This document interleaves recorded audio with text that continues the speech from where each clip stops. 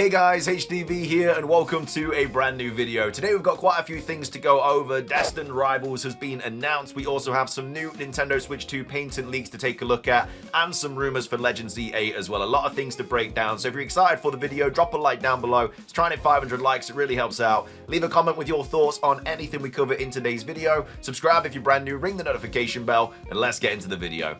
So, starting things off, Destined Rivals has been revealed. It is the new English Pokemon TCG set releasing in May. And oh, it's going to be an expensive one. We've got Pokemon Beach here tweeting out saying Destined Rivals English Pokemon set releasing in May. Check out this article on Poke Beach for all of the details. So this is basically a combination of like the Rocket and the Heatwave Arena set. I don't know if you've seen all the cards, but some of them look absolutely ridiculous. Like, they're not posted here, but there's like a Cynthia and Roserade card. There's a Ethan and Ho-Oh card, and then there's also going to be Team Rocket stuff as well. It's going to be a very expensive set. Scalpers are going to be licking their lips at this set because it's just going to be so sought after, just like Prismatic Evolutions, just like Journey Together, I think it's called. But either way, we can reveal that May's Scarlet and Violet 10 set will be named Scarlet and Violet Destined Rivals. As posted before, the set will release on May the 30th. Pre-releases will take place from the 17th of May to the 25th of May.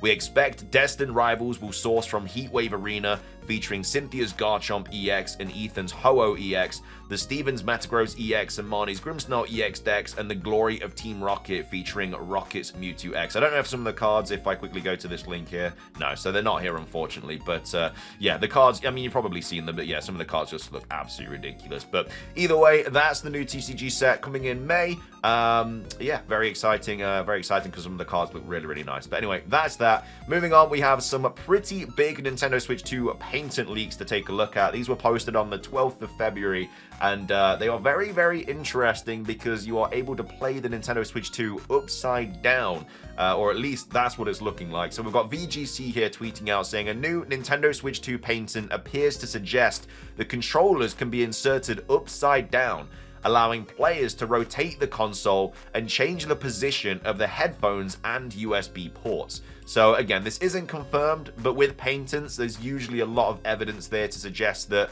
they're either working on it or they were going to be working on it at some point. But anyway, a Switch 2 patent suggests its Joy-Con controls can be rotated, so players could be able to plug Switch 2 controllers into opposite ends. So a new Switch 2 patent suggests that the console could be playable upside down, should the player wish. Don't know why I'd want to do that. I mean, Inkay's evolution has never been easier with this, because obviously to evolve that, you have to have the console upside down, but as previously revealed in the official Nintendo Switch 2 reveal video, Nintendo's next console will feature a different mechanism for attaching its new, larger Joy-Con controllers. So instead of sliding the new controllers onto the side of the console via a rail, like the original Nintendo Switch, the Nintendo Switch 2's controllers attach via a slot on each side, and are seemingly kept in place by a powerful magnet. Now, a new patent published by Nintendo suggests that players may be able to turn the controllers upside down and plug them into the wrong side of the system. So instead of reporting an error, the patent suggests that the Nintendo Switch 2 could instead flip the display 180 degrees, essentially allowing the user to turn the system upside down. So if you attach them the wrong way, the Nintendo Switch 2 will just, like, I guess it will see that it's upside down, and then it will just flip the gameplay so you're not upside down anymore. So while this may not immediately seem like it would serve much purpose, the patent notes that because the Nintendo Switch 2 only has one headphone port, players would therefore be able to decide whether to have it at the top or bottom of their console, depending on their preference. So for me, I mean, I think I'd prefer it at the bottom, the headphone jack, because otherwise the headphone might go over like your screen or something like that. So yeah, I definitely prefer it at the bottom, but that's just my personal preference. Like, you might prefer it at kind of like the top of the console. And it says the patent suggests that by inserting the controllers upside down, the screen can be flipped, allowing the headphone and USB ports to be located on opposite ends of the system. So the user can use the game system by mounting the right controller and the left controller on the opposite side to the main body device, the patent reads. According to this, the user can use the game system in such a manner that the component becomes a favorable arrangement. So for example, the user can use the game system so that the upper and lower sides of the main body device are opposite to each other, such that the voice input/output connector on the upper surface of the main body device is located below the main body device. That is, the user can insert the earphone into the voice input/output connector from the preferred direction. So it should also be noted that while the USB port on the bottom of the Nintendo Switch 2 is in the center of the system, that one at the top is off to the side.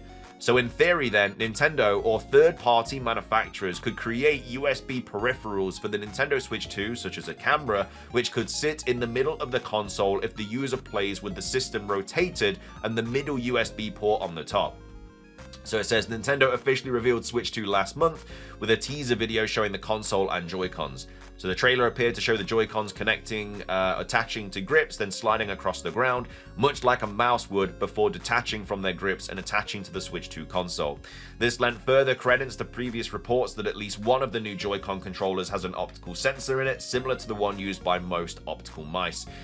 So yeah, I mean, it's an interesting design feature, but it's also a feature that I think will work well because it just gives you more preference on how you want to play the console.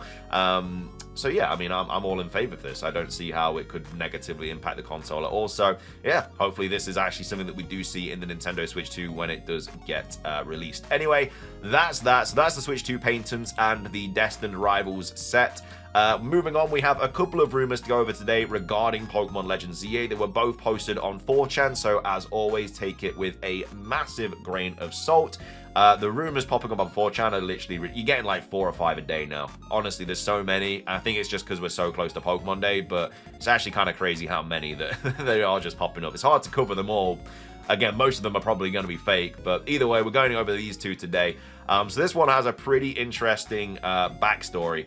So this is titled Pokémon Legends Z-A leak, posted by Anonymous on the 16th of February. So it says, hello and good evening.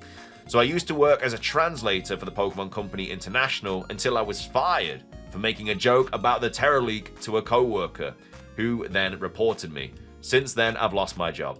So I figured I might as well just say, screw you, and share a basic summary of the first 6 hours of Pokemon Legends Z-A.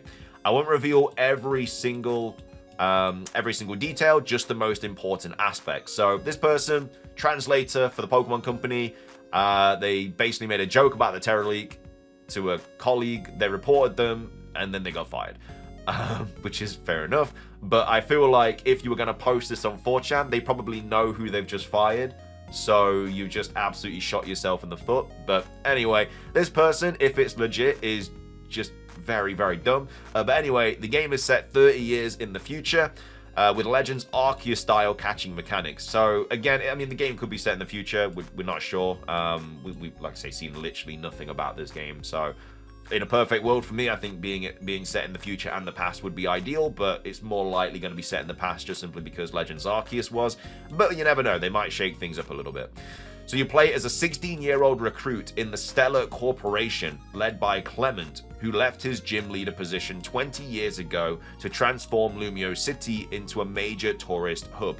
The city is divided into 5 unique sectors, each with its own culture and a sector leader with conflicting visions. So at Lewis, we have Lewis, who wants a Battle Frontier style city, while Bonnie, who is of course Clement's sister, envisions a never-ending party city. Your goal is to rebuild Lumiose and unify the leaders. You have 4 rivals representing the different sectors. We have Adrian, who is a battle-focused trainer with a Riolu. We have Libera, who is a free-spirited optimist. We have Runa, who is a calm but fierce strategist. And we have Griffin, who hails from the underground, where Team Genesis seeks to overthrow the Stellar Corporation and turn Lumiose into an anarchy city. Chespin, Fennekin, and Froakie return as starter Pokemon, likely with new Mega Evolutions. I feel like you would know if they'd have Mega Evolutions. If you're a translator, you've clearly seen most, if not all of the game, because you have to translate all of it. So surely you know if they have Mega Evolutions. Anyway, it says full customization is back without restrictions.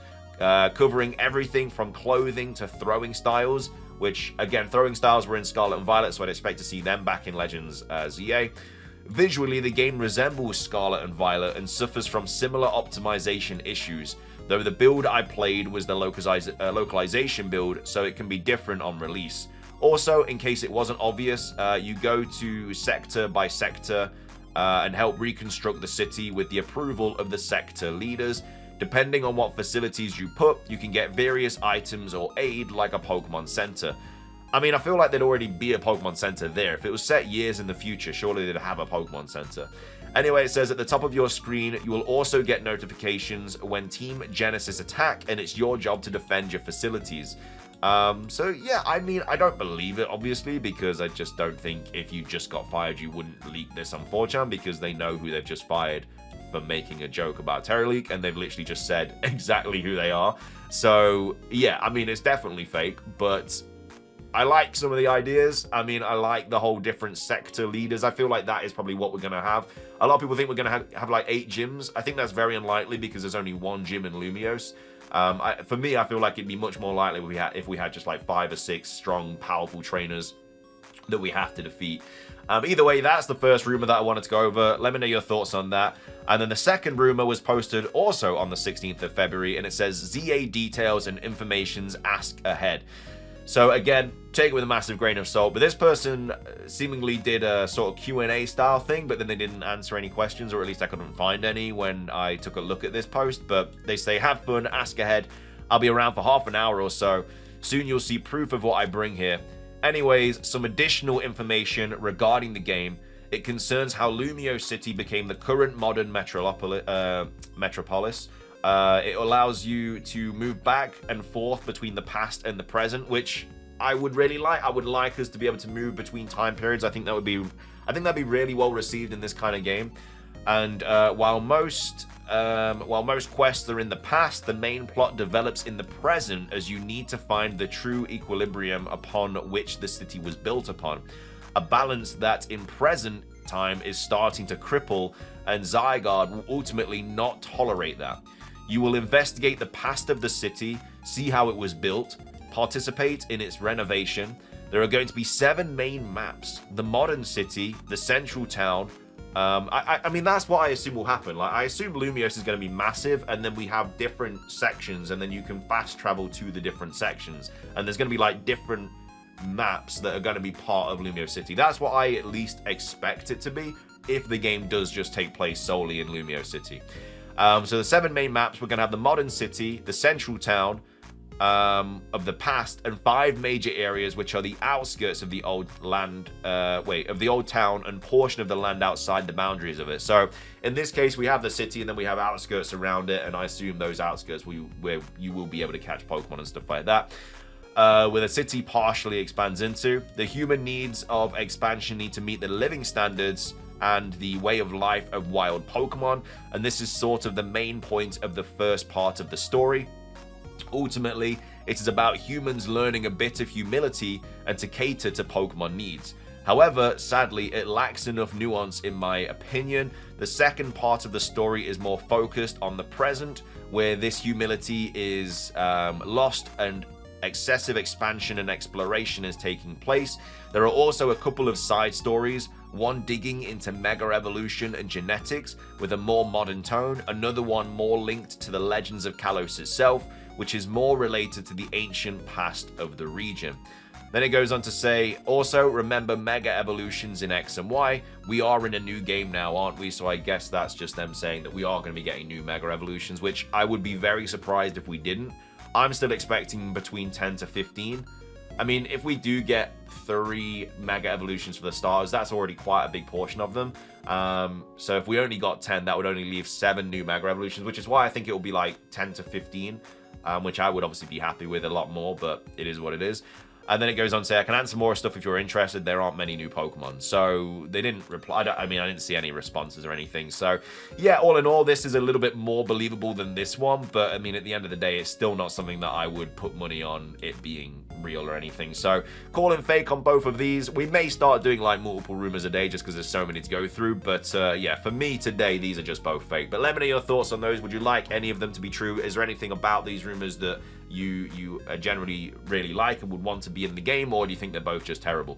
So let me know your thoughts on that, and then also let me know your thoughts on the switch to leaked painting.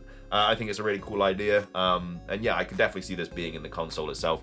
And then also let me know your thoughts on Destined Rivals as well. If you're into the TCG, you're a little bit worried about the sets coming out this year. Again, Prismatic Evolutions was horrible to try and grab a hold of. We've also got other TCG sets coming out this year, which I think are also going to be difficult to get a hold of. But anyway, Destined Rivals is going to be coming out in May. And yeah, that's everything that I wanted to go over in today's video. If you enjoyed, drop a like. Let's try and hit 500. Leave a comment with your thoughts, like I said, on anything we covered in today's video. Subscribe if you're brand new. Ring the notification bell for daily Pokemon content. Have a fantastic rest of your day. And until next time, peace.